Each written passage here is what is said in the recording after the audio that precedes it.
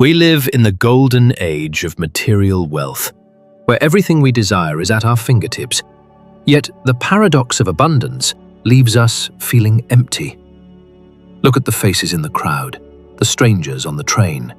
Why does our modern convenience seem to correlate so deeply with a growing inner void? In a world that is more connected than ever, we have never felt more detached from ourselves and the reality of the people sitting right beside us. Welcome to the era of the simulation of happiness, where we consume the image of joy to mask the hunger of a soul that is starving. We have built empires of comfort, yet we find ourselves shivering in the coldness of our own success, wondering when the promised satisfaction will finally arrive. The items we chase are ghosts of fulfillment, haunting our shelves and cluttering our minds, while the essence of our humanity slowly drifts further away. Every swipe is a search for meaning, every click a hope for connection. But the digital ghost town we inhabit offers only a shallow echo of life. We are sold a version of ourselves that doesn't exist, a holographic promise that if we just acquire one more thing, we will finally be whole. But the hunger remains, a persistent ache that cannot be silenced by the noise of the marketplace or the shiny surfaces of our modern possessions. Behind every door is a story of quiet desperation, a struggle to reconcile the abundance of the world with the scarcity of our own inner peace. Information is everywhere, yet wisdom is rare. We know the price of everything and the value of nothing in this marketplace of human attention. Our lives are fragile, yet we treat them as assets to be managed, optimized, and displayed, forgetting that a heart is meant to feel, not calculate. We are drowning in a sea of options, paralyzed by the fear that we might choose the wrong path to a happiness that was never there. Is this the peak of civilization? To have everything and feel nothing? To be masters of the physical world, but slaves to our own anxieties? It is time to look behind the curtain, to see the machinery of our discontent and understand why the modern dream has become a nightmare. We have confused the short-term spikes of dopamine with the long-term depth of fulfillment, mistaking the thrill of the hunt for the peace of home. Every notification is a microdose of pleasure, a chemical reward that keeps us hooked on the interface while our real lives remain stagnant and dull. Pleasure is a debt you pay with emotional numbness. The more you seek the higher the threshold for joy becomes, until nothing satisfies. This is the hedonic treadmill, a cycle of consumption where you upgrade your life but never upgrade your capacity to actually appreciate what you have. The marketing promise is always better than the reality, leaving us in a state of perpetual disappointment and a desperate need for the next version. We are a society of addicts, not to drugs, but to the sensation of novelty, constantly discarding the old for a future that never arrives. The carnival of consumption eventually ends, leaving us alone with the silence and the realization that things cannot love us back or make us whole. We feed our bodies junk and our minds noise, expecting a miracle of health and happiness to emerge from a foundation of temporary sensory distractions. True fulfillment is not found in the accumulation of assets, but in the quality of our presence and the depth of our connection to the world. Contrast the frantic chase of pleasure with the slow, steady burn of fulfillment that comes from purpose, service, and understanding our place in the universe. The data is clear. More is not better. We have optimized our economies for growth, but neglected to optimize our lives for the human spirit. We lost the wisdom of simplicity, the ability to find magic in the mundane, traded for the complex machinery of a world that thrives on dissatisfaction.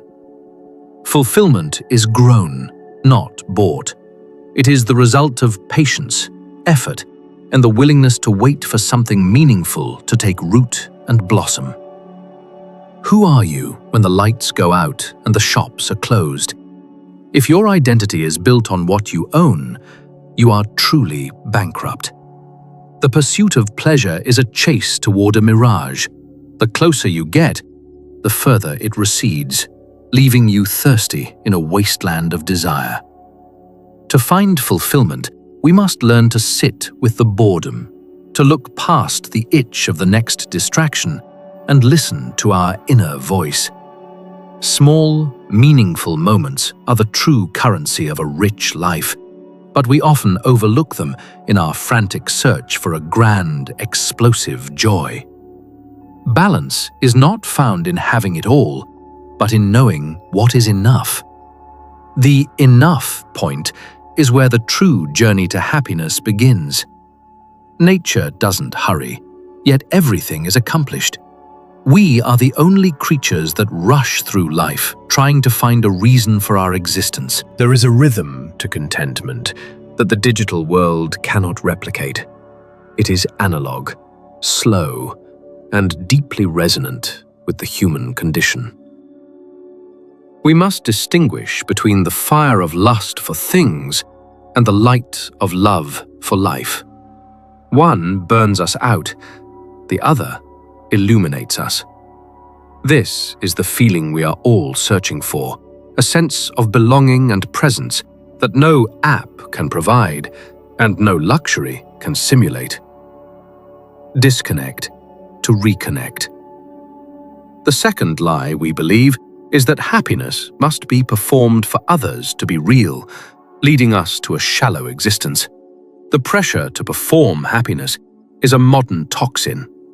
When your life becomes a show for strangers, you abandon the only audience that matters: yourself. We are curating a museum of our experiences instead of actually living them, prioritizing the aesthetic of the moment over the reality of the feeling. The gap between the image and the reality is where our anxiety grows. We are lonely most when we are trying to prove we aren't. Performative positivity is a mask that hides the truth of human suffering, making us feel guilty for our natural shadows and our quiet moments. We have commodified our joy, turning our most personal moments into social currency to be traded for likes, comments, and a fleeting sense of validation. Comparison is the thief of joy, and we have built a world that forces us to compare ourselves to the highlight reels of everyone else. The stage of social media is a lonely place. We perform for an invisible crowd, seeking approval from people who are just as insecure as we are. Is a sunset beautiful if it isn't posted? We have begun to doubt the validity of our own joy unless it is witnessed and documented. We are exhausting ourselves by maintaining a brand instead of a soul, forgetting that authenticity is the only thing that can truly connect us. When you become a character in your own life, you lose the ability to feel the genuine, messy, and unpolished beauty of being human. The simulation of happiness is a billboard in a storm, a bright lie that makes the real rain feel colder and the real wind feel harsher. Our self-worth has been outsourced to an algorithm, a heartless code that decides if our moments are worthy of being seen or forgotten. We have built our own digital prisons where we are both the guard and the prisoner, trapped by the need to be perceived as perfect. We are together, but alone, communicating in emojis, while the rich language of human emotion goes unspoken and ignored in our physical presence. There is a tragedy in the suppression of sadness. By forcing ourselves to look happy, we lose the map to our own healing and growth. The world doesn't want your perfection, it needs your presence. But we are too afraid that our true selves are not marketable enough for the world. We must break the icons of our obsession and find the small, hidden sparks of truth that exist outside the digital noise and social performance. Real happiness doesn't need to be saved or shared. It is a temporary, beautiful state that exists only in the here and now. And that's enough. We used to capture memories to remember them. Now we capture them to show them off. We have traded memory for vanity in the digital age. The most profound moments of our lives are often the ones we never tell anyone about. They belong to us, and that is their true power. When the power goes out, the performance ends. Only then can we see who we are in the dark and start to build something real. Let the curtain fall. Stop the show. The third lie of the modern world is that you must always be moving to be successful. Happiness is always pushed into the future. I will be happy when I have the promotion, the house, the vacation. We live in a when world. We are trading our life force, the only truly finite resource we have, for a phantom of success that we can never quite reach or hold. The burnout economy thrives on your exhaustion. It convinces you that your worth is tied to your productivity, turning you into a machine of labor. We are the most productive generation in history, yet we are the most spiritually bankrupt, having worked ourselves to the point of total inner collapse. We rush through the beauty of the day to reach a destination that doesn't exist, forgetting that the journey is the only thing that is real. Time is not something to be managed, it is something to be inhabited. But we have turned our seconds into soldiers in a war for status. We build higher and faster, but our foundations are crumbling. We have forgotten how to stand still and simply be, without a goal or a deadline. The race has no finish line. The culture of hustle is a treadmill that only goes faster, demanding more of your soul with every passing mile. Corporate success is a mirage of power. We sacrifice our health and our relationships for titles that will be forgotten the moment we leave the room. What are you holding on to so tightly? Is it worth the cost of your peace? The weight of our ambitions is crushing the life out of us. We are drowning in tasks, mistaking activity for progress and movement for meaning, while the essential questions of life remain completely unasked and unanswered. Even in sleep, we are not at rest. Our minds are still processing the demands of a world that never sleeps and never stops asking for more. Nature will eventually reclaim the spaces of our toil. The hustle is temporary, but the damage we do to our spirits can be permanent if we don't stop. We are losing the ability to pay attention to the small wonders, our focus fragmented by 1,000 digital demands and the pressure to be on. We are living in too many times at once, obsessed with the past and worried about the future, while the present moment remains a stranger to us. We have become cogs in a machine that doesn't care about our joy. We are trained to produce, not to live, to work, not to wonder. The freedom we are sold is just a bigger cage. We have the freedom to choose our work, but not the freedom to choose our own peace. Is this the progress we were promised? A world of steel and silicon that leaves our hearts cold and our minds exhausted by the constant noise. It takes courage to stop in a world that only knows how to go. To say enough is a radical act of self-love and spiritual rebellion. The earth is calling us back to a slower pace, to a rhythm that matches the beating of our hearts rather than the clicking of a keyboard. Your breath is the bridge to the present.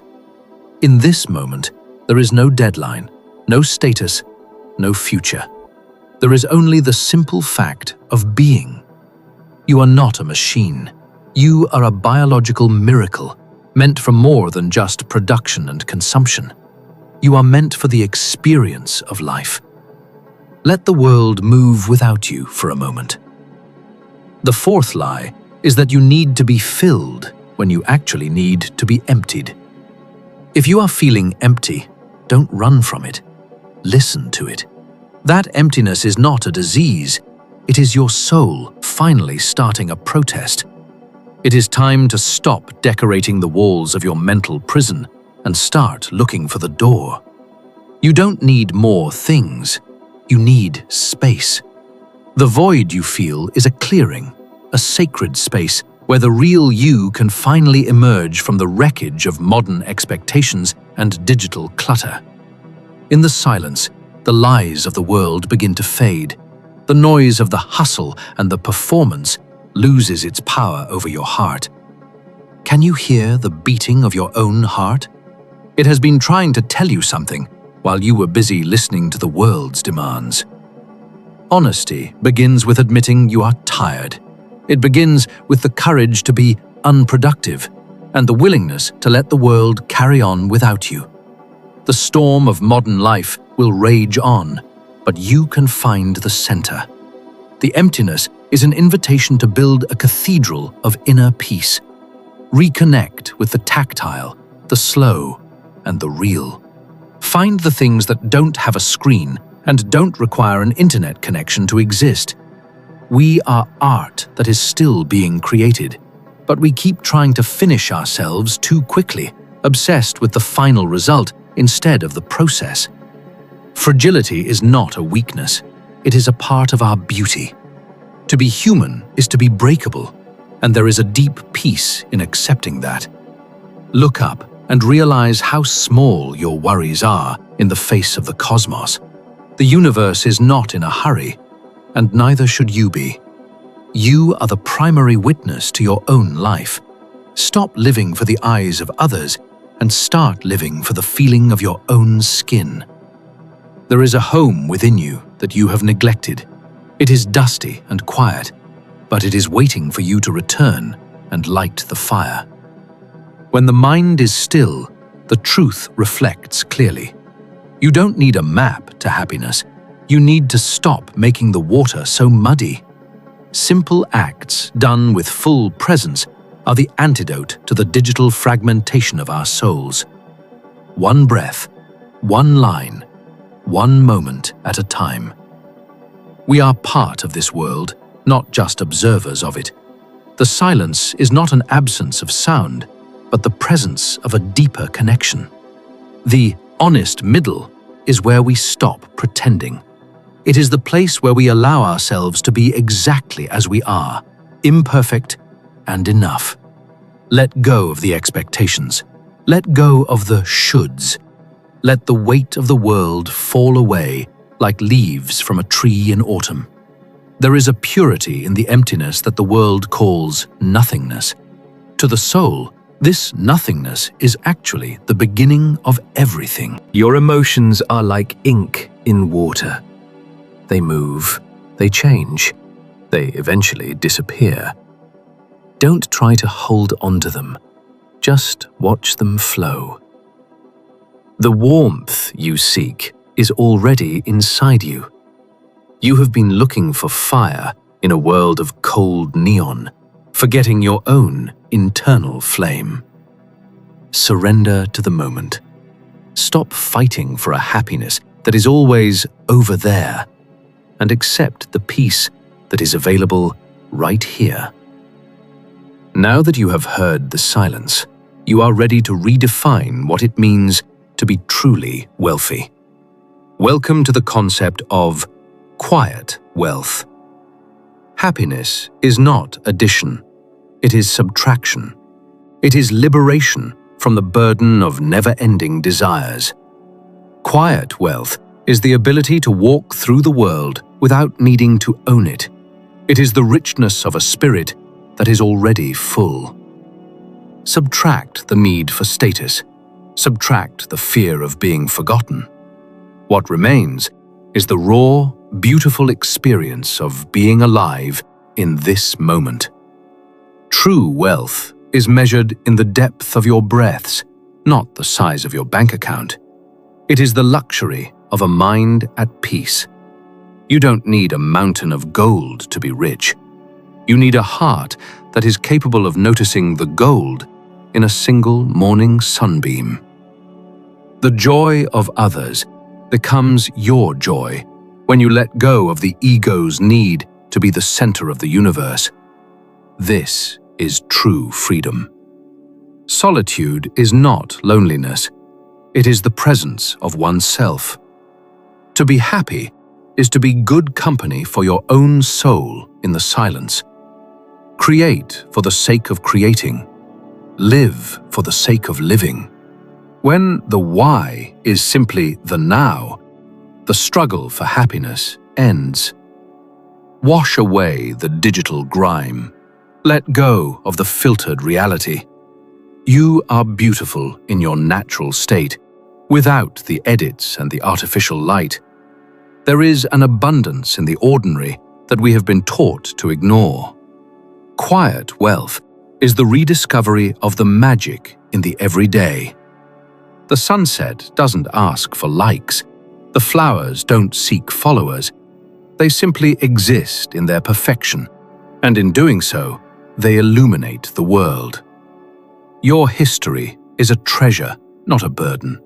Every wrinkle and scar is a story of a life that has been truly lived, not just performed. We stand on the shoulders of giants who knew that happiness was an internal state, a quiet wealth that no marketplace could ever steal from us. To love is to let go. To be happy is to stop trying to control the world and start trusting the flow of your own life. The world is a beautiful place when you don't need anything from it. This is the ultimate power, to be in the world, but not of it. Build your life on the foundation of the eternal, not the temporary.